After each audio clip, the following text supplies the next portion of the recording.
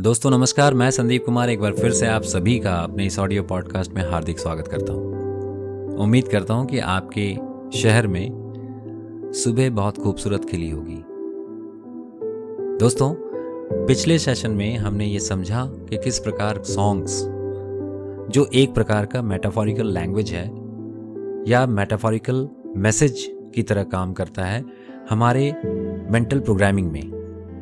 तो ऐसे में आप कुछ मोटिवेशनल सॉन्ग्स जो आपको बेहद पसंद आते हो, जो आपको मोटिवेट करते हो, जो आपको ताकत देते हो, वैसे सॉन्ग्स का चयन करें और अपने प्लेलिस्ट में उन्हें जरूर रखें। और जब कभी भी आप थोड़ी उदासीनता के दौर से गुजर रहे हो तो उन सॉन्ग्स को सुनें और ऐसे सॉन्ग्स को बिल्कुल अपने प्लेलिस्ट से एक्सक्लूड कर दें जो आपको किसी भी प्रकार से डाउन फील कराती हो।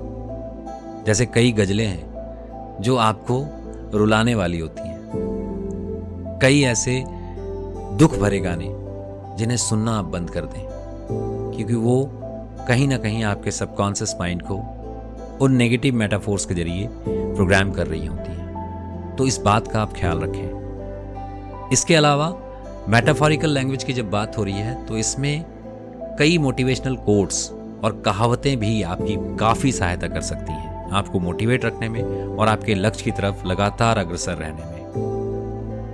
मैं आपको एक वाकया सुनाता हूं। बचपन से मेरी माँ अक्सर बात करते हुए कहावतों का या मेटाफोरिकल लैंग्वेज का इस्तेमाल करती थी। जाने अनजाने वो अक्सर हर एक संदर्भ से जुड़ा हुआ कोई ना कोई कहावत मुझे कहा करती थी। और कई बार इस बात को उसने मेरे बचपन से दोहराया, दैट ऐसी बात बोल जो कोई ना बोले झूठ, और ऐसी जगह बैठ जो कोई ना बोले ऊठ। ये देखो, बड़ी साधारण सी एक लाइन थी, लेकिन इसने मेरे सबकॉन्शियस माइंड को किस प्रकार प्रोग्राम किया, मैं उस संदर्भ को आपको बताना चाहता हूं। जब उसने कहा कि ऐसी बात बोल जो कोई ना बोले झूठ, तो मैं अक्सर कॉन्शियस रहने लगा कि मैं जो कह रहा हूं वो बात ऑथेंटिक हो। और ऑथेंटिसिटी के साथ बात करने के लिए एक इंसान को जिस चीज की आवश्यकता होती है वो है knowledge and information. So I become hungry about the knowledge and information. What happened, you know, I read almost 2000 books in my whole life, beautiful and wonderful books. और आज भी मुझे बुक्स पढ़ना, इंफॉर्मेशन गेन करना बहुत अच्छा लगता है। पता नहीं मैं ये बात कहकर अपने आप को प्रदर्शित कर रहा हूं या आपके मन में ऐसा भाव पैदा कर रहा हूं अगर कि मैं एरोगेंट हूं अपने नॉलेज एंड स्किल्स को लेकर, तो ऐसे में मैं आपसे क्षमा चाहता हूं। लेकिन आप मुझसे किसी भी टॉपिक पे, whether it is wealth, whether it is finance, whether it is politics, whether it is any kind of stuff, you can discuss with me and I can talk about that particular matter or that particular field at least for 2 hours. मैं किसी भी संदर्भ में, किसी भी, चाहे आप शास्त्रों की बात कर लें, चाहे आप पॉलिटिकल सिनेरियोज की बात कर लें, चाहे आप वेल्थ मैनेजमेंट की बात कर लें, चाहे आप हेल्थ की बात करें, मैं उस टॉपिक पे घंटों डिस्कस कर सकता हूँ। Because I used to learn things, I used to gain information about everything happening in this world. So ये मेरे अंदर में ये चीज़ पैदा हुई और इसका मुझे आज इसका बहुत फ़ायदा मिलता है, क्योंकि मेरी फैमिली में जो भी मेरे क्लोजेस्ट हैं उन्हें अगर कभी कोई भी समस्या होती है, इवन उनको छोटी से छोटी समस्या, बड़ी से बड़ी समस्या हो, वो एक बार मुझसे पूछते हैं कि इसका सॉल्यूशन क्या है। आप यकीन करें, मेरी बेटी के लिए मैं विकिपीडिया हूं। उसे लगता है कि मुझे दुनिया की सारी नॉलेज है। कई बार इसमें मैं फेल करता हूं, लेकिन मुझे इस बात की खुशी होती है कि जब भी वो किसी प्रॉब्लम में हो तो वो मुझसे एक बार डिस्कस करती है, वो मुझसे पूछती है कि पापा इसका क्या समाधान है, या इस विषय पे तुम क्या जानते हो। And that actually boost my motivation to learn things. तो पहला फ्रेज कि ऐसी बात बोल के कोई ना बोले झूठ, इसने मुझे नॉलेजेबल बनने पे उकसाया, और जहां तक हो सके जितना भी मैंने सीखा है उस एक फ्रेज की वजह से सीखा है। उस एक फ्रेज ने मुझे इतना मोटिवेट किया कि मैंने हजारों किताबें पढ़ डाली। इसके अलावा अगली बात जो उसने कही थी, ऐसी जगह बैठ कि कोई ना बोले उठ, इसका अर्थ है कि आप ऐसी जगह बैठो जहां से आपको उठने को कोई ना कहे। इसका मतलब उसने मेरे अंदर जो चीज डाली, उस फ्रेज ने जो चीज मेरे अंदर डाली, वो थी सेल्फ स्टीम। मेरा सेल्फ स्टीम इतना हाई है, यानी आत्मसम्मान इतना हाई है कि मैं कभी भी अपनी सुविधा के लिए किसी भी व्यक्ति को उसके ऑफर के बगैर, किसी भी व्यक्ति के पास उसके एक्सेप्टेंस के बगैर नहीं जाता। मैं कभी भी अपनी जरूरतों को पूरा करने के लिए किसी से सहायता लेने से पहले 1000 बार सोचता हूं कि कहीं वो व्यक्ति मुझे ऐसा ना समझ ले कि मैं अपनी जरूरतों को पूरा करने के लिए उसके साथ रिलेशनशिप बिल्ड कर रहा हूं। सो उस चीज ने मुझे मेरे अंदर एक चीज डाल दी, that I always give more than what I receive.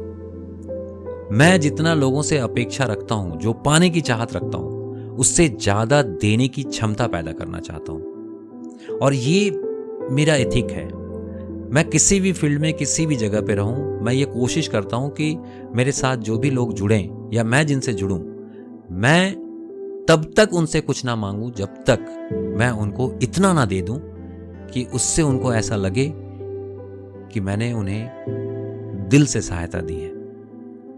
और अगर उनकी कोई इच्छा होगी, अगर उनके मन में ये जज्बात पैदा होगा कि हाँ, ये व्यक्ति मेरे लिए मददगार है, ये व्यक्ति इंपॉर्टेंट है, इस व्यक्ति से मेरा हित हो सकता है और मुझे इस व्यक्ति की मदद करनी चाहिए, मुझे इस व्यक्ति का साथ चाहिए, तब तक मैं किसी के साथ नहीं होता या नहीं जाता। तो बेसिकली इस दूसरे फ्रेज ने कि ऐसी जगह बैठ जो कोई ना बोले उठ, इसने मेरे सेल्फ स्टीम को बहुत हाई किया। सो कहने का तात्पर्य यह है, कहने का अर्थ यह है कि आप मेटाफोरिकल लैंग्वेज से बहुत ज़्यादा इंगेज करते हैं। आपका जो माइंड है वो मेटाफोरिकल चीज़ों से इंगेज करता है और उसे अपने लक्ष्य के मुताबिक, अपनी आइडेंटिटी के मुताबिक और अपने चाहत के मुताबिक समझने का और समझते हुए उस प्रकार बनने का प्रयास करता है।